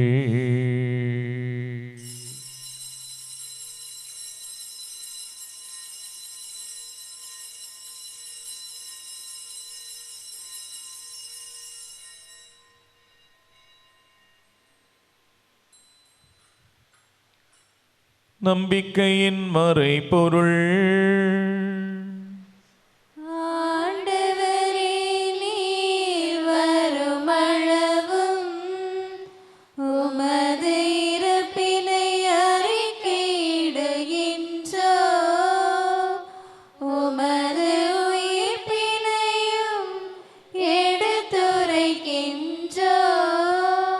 ஆகவே ஆண்டவரே, நாங்கள் கிறிஸ்துவின் இறப்பினையும் உயிர்ப்பினையும் நினைவு கூர்ந்து வாழ்வதரும் அப்பத்தையும் மீட்பளிக்கும் கிண்ணத்தையும் உமக்கு ஒப்புக் கொடுக்கின்றோம். திருமுன் நின்று உமக்கு ஊழியம் புரிய தகுந்தவர்கள் என எங்களை ஏற்றுக்கொண்டீர். எனவே உமக்கு நன்றி செலுத்துகின்றோம். மேலும் கிறிஸ்துவின் உடலிலும் இரத்தத்திலும் பங்கு கொள்ளும் எங்களை தூய ஆவியார் ஒன்று சேர்க்க வேண்டுமென உமை தாழ்மையுடன் மன்றாடுகின்றோம். ஆண்டவரே, உலகெங்கு பரவியிருக்கும் திரு அவையை நெய்கோர்ந்தள்ளும். எங்கள் ஆயர் ஆல்பர்ட் அனஸ்தாஸ், எல்லா திருநிலையினர் ஆகிய அனைவரோடும் இறைவா, உம்முடைய திருமகன் இயேசு கிறிஸ்துவனுடைய உடலையும் இரத்தத்தையும் முதல் முறையாக உண்டு பருக இருக்கின்ற எம்முடைய அன்பு பிள்ளைகள், அவருடைய பெற்றோர், ஞான பெற்றோர், குடும்பத்தில் உள்ளவர்கள், பெரியவர்கள் யாவரையும் உடைய கரங்களை ஒப்படைக்கின்றோம். உம்முடைய அருள் ஆசிரியை நிறைவாக பொழிந்து இவருடைய உள்ளங்களிலே உம்முடைய திருமகன் எழுந்திருக்கின்ற வேளை உம்முடைய அருளானது அவர்களோடு நிலைத்திருக்க துணை செய்வீராக. இதோ உம்முடைய இடத்திலே கூடி ஜபிக்கின்ற உடைய மக்களை கண்ணோக்கி அருளும். உமது திரு அவை அன்பில் நிறைவேற செய்தருளும். உயிர்த்தெழும் எதிர்நோக்குடன் துயில் கொள்ளும் எங்கள் சகோதர சகோதரிகளையும் இறந்தோர் அனைவரையும் இரக்கத்துடன் நினைவு கூர்ந்து உமது திருமுக ஒளியினுள் ஏற்றருளும். எங்கள் அனைவரும் மீதும் இரக்கமாயிரும்.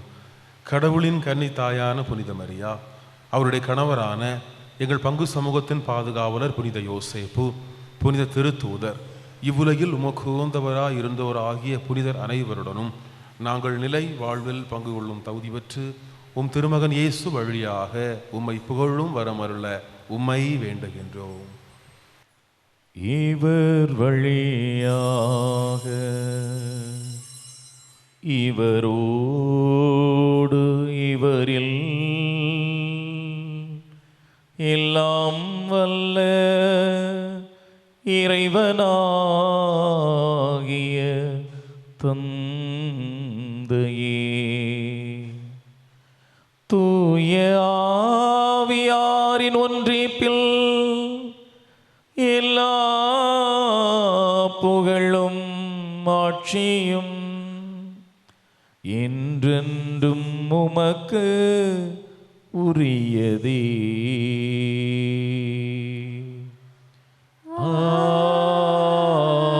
ஆமென்.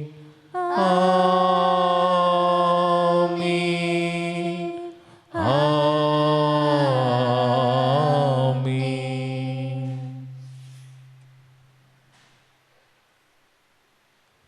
மீட்பரின் கட்டளையால் கற்பிக்கப்பட்டு இறை படிப்பினையால் பயிற்சி பெற்ற நாம் இணைந்து மன்றாடுவோம். விண்ணுலகில் இருக்கின்ற எங்கள் தந்தையே, உமது பெயர் தூயது என போற்றப் பெறுக. உமது ஆட்சி வருக. உமது திருவுளம் விண்ணுலகில் நிறைவேறுவது போல மண்ணுலகிலும் நிறைவேறுக. எங்கள் அன்றாட உணவை இன்று எங்களுக்கு தாரும். எங்களுக்கு எதிராக குற்றம் செய்வோரை நாங்கள் மன்னிப்பது போல எங்கள் குற்றங்களை மன்னியும். எங்களை சோதனைக்கு உட்படுத்தாதேயும், தீமையிலிருந்து எங்களை விடுவித்தருளும். ஆண்டவரே, தீமை அனைத்திலிருந்தும் எங்களை விடுவித்து எங்கள் வாழ்நாளில் அமைதியை கனிவுடன் அருள உம்மை மன்றாடுகின்றோம். உமது இரக்கத்தின் உதவியால் நாங்கள் பாவத்திலிருந்து எப்போதும் விடுதலை பெற்று யாதொரு கலக்கமுமின்றி நலமாயிருப்போமாக. நாங்கள் எதிர்நோக்கி இருக்கும் பேரின்பத்திற்காகவும் எம் மீட்பராகிய இயேசு கிறிஸ்துவின் வருகைக்காகவும் காத்திருக்கின்றோம். ஏனெனில் ஆட்சியும் வல்லமையும் மாட்சியும் என்றென்றும் உமதே. ஆண்டவரே இயேசு கிறிஸ்துவே, அமைதியை உங்களுக்கு விட்டுச் செல்கின்றேன், என் அமைதியை உங்களுக்கு அளிக்கின்றேன் என்று உம் திருத்தூதர்களுக்கு மொழிந்தீரே. எங்கள் பாவங்களை பாராமல் நாங்கள் மீது கொண்டுள்ள நம்பிக்கையை கண்ணோக்கி உமது திருவிழத்திற்கு ஏற்ப எங்களுக்கு அமைதியும் ஒற்றுமையையும் நிம்மதியான வாழ்வினையும் அளித்தருள்வீராக. என்றென்று வாழ்ந்து ஆட்சி செய்கின்றவர் நீரே. ஆமென். ஆண்டவருடைய அமைதி உங்களோடு என்றும் இருப்பதாக. உம் ஆன்மாவோடும் இருப்பதாக. ஒருவருக்கொருவர் உறவின் வாழ்த்துக்களை பகிர்ந்து கொள்வோம்.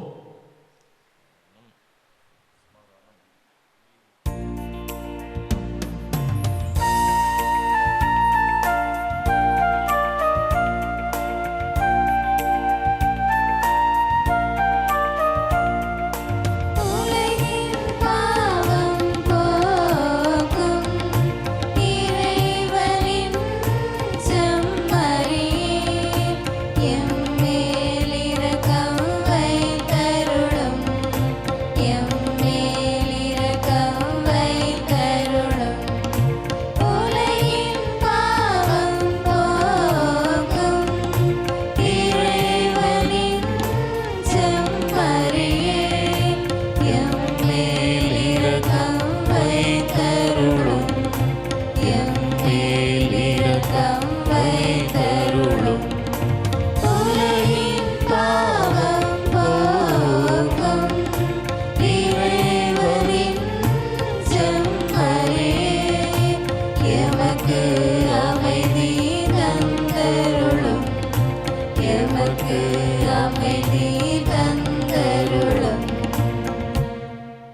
இதோ இறைவனின் செம்மறே, இவரே உலகின் பாவங்கள் அனைத்தையும் போக்குகின்றவர்.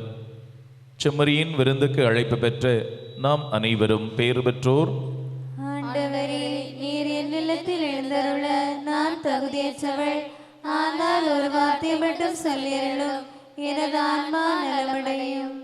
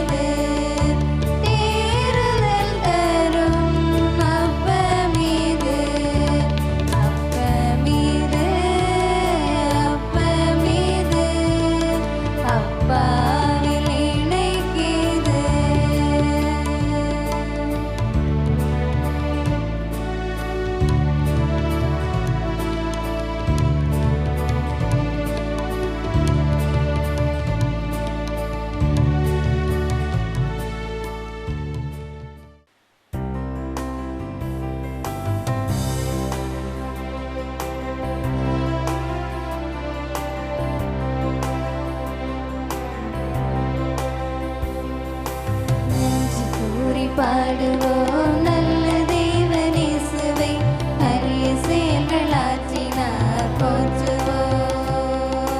நன்றி கூறி பாடுவோம் நல்ல தேவனேசுவை, அரிய செயல்களாற்றினார் போற்றுவோம். மகிழ்ச்சியால் இதயங்கள் பொங்கி பொங்கி பாய்ந்திட ஒரு மனமாய் உறவுடனே பாடிடுவோமே. நன்றி கூறி பாடுவோம் நல்ல தேவனேசுவை, அரிய செயல்களாற்றினார் போற்றுவோம். அன்பு இயேசுவே, நீர் எங்களுக்கு தந்துள்ள அழகிய குடும்பங்களுக்காகவும் அன்பால் உருவாக்கப்பட்ட பல்வேறு உறவுகளை தந்தருளும் இறைவா, உமக்கு நன்றி கூறுகிறோம்.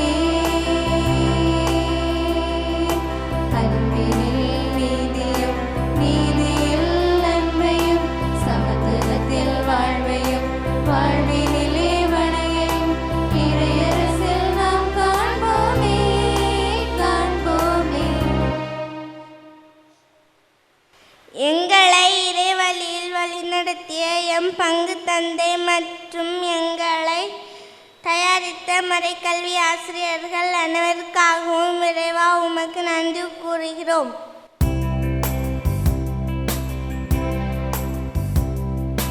நன்றி கூறி பாடுவோம் நல்ல தேவன் இயேசுவை, அரிய செயல்களாற்றினார் போற்றுவோம். நன்றி கூறி பாடுவோம் நல்ல தேவன் இயேசுவை, அரிய செயல்களாற்றினார் போற்றுவோம். மகிழ்ச்சியால் இதயங்கள் பொங்கி பொங்கி பாடிட ஒரு மனமாய் உறவுடனே பாடிடுவோமே. நன்றி கூறி பாடுவோம் நல்ல தேவன் இயேசுவை, அரிய செயல்களாற்றினார் போற்றுவோம்.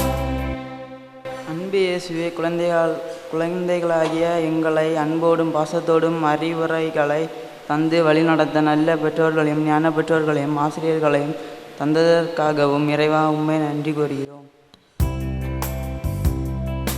நன்றி கூறி பாடுவோம் நல்ல தேவன் இயேசுவை, அரிய செயல்களாற்றினார் போற்றுவோம். நன்றி கூறி பாடுவோம் நல்ல தேவன் இயேசுவை, அரிய செயல்களாற்றினார் போற்றுவோம். மகிழ்ச்சியால் இதயங்கள் பொங்கி பொங்கி பாடிட ஒரு மனமாய் உறவுடனே பாடிடுவோமே. நன்றி கூறி பாடுவோம் நல்ல தேவன் இயேசுவை, அரிய செயல்களாற்றினார் போற்றுவோம். மன்றாடுவோமாக. ஆண்டவரே, நாங்கள் உட்கொண்ட இவ்விண்ணக விருந்து எங்களை புனிதப்படுத்த உம்மை வேண்டுகின்றோம். இவ்வாறு கிறிஸ்துவின் திருவுடல் திரு இரத்தத்தின் வழியாக சகோதரர் சகோதரிகள் ஒரே குழுமமாக இணைக்கப்படுவார்களாக. எங்கள் ஆண்டவராகிய கிறிஸ்து வழியாக உம்மை மன்றாடுகின்றோம்.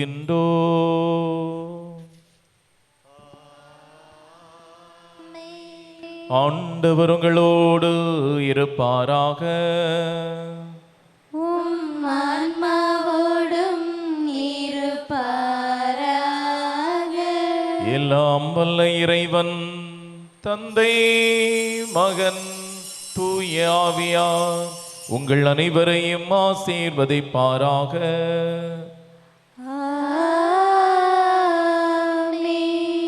உயிர் துடிப்புள்ள இறை சமூகமாக வாழ சென்று வாருங்கள். வாழ்வின் பலி தொடர்கின்றது.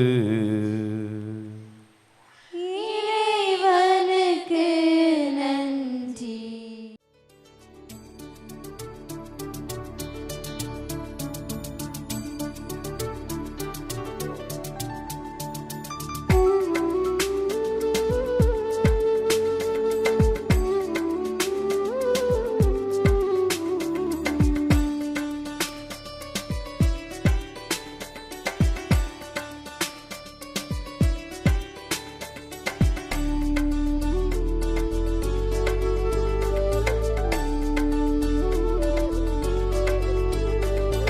உறவு ஒன்று உலகில் தேடி அலைந்து நான் திரி